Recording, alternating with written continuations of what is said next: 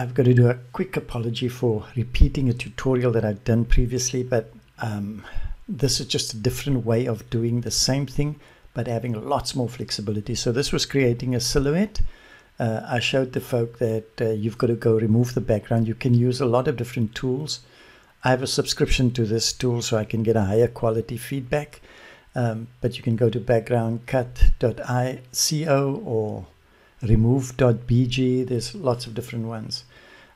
So what I do is I went to go and collect the image. I'm using the same image I used in the other tutorial, which was this lady over here, and I pulled it in. Let's see, here we go, and I remove the background. Okay, you see I've done it here already before. So go in, remove the background, and download it. Okay, so there's a bit of blue bleed here, but that's not the problem because we're going to create just a silhouette. Then you can download it. I've done that already, so I'm going to just go into Affinity, File, and I'll go Place. Let's see. That's the one that I removed the background from. So the procedure that I was showing the folk was, you have it there. You have the layers here. My layers are on the left. You can just go to Adjustment, go to Exposure, and pull the exposure all the way down, and there you have a black silhouette.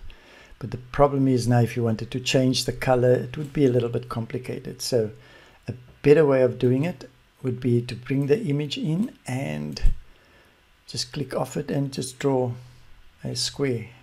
Okay, I'm going to push it towards the back and maybe just make it orange.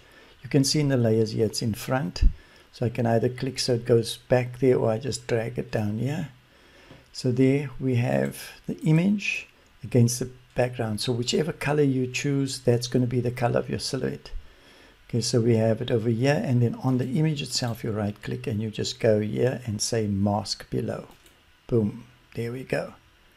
The nice thing about this is that if you're selecting here, you could go and change the color and have pretty much any color. So this is kind of cool for options like this, where you take, let's select this, and I keep my control button down and just duplicate one here, and in this one here I can go maybe do a blue, and you can do multiple setups like that, you know, if you want that kind of look and feel, but then you can work around with different colors. So I think that's a better option to work with. Okay, so it's using to mask below, remove background, mask below, and then you have this flexibility. Thanks, and sorry again for not doing it all in the one video, but I'm sure you'd find value in this. Yeah, have a great day and be blessed.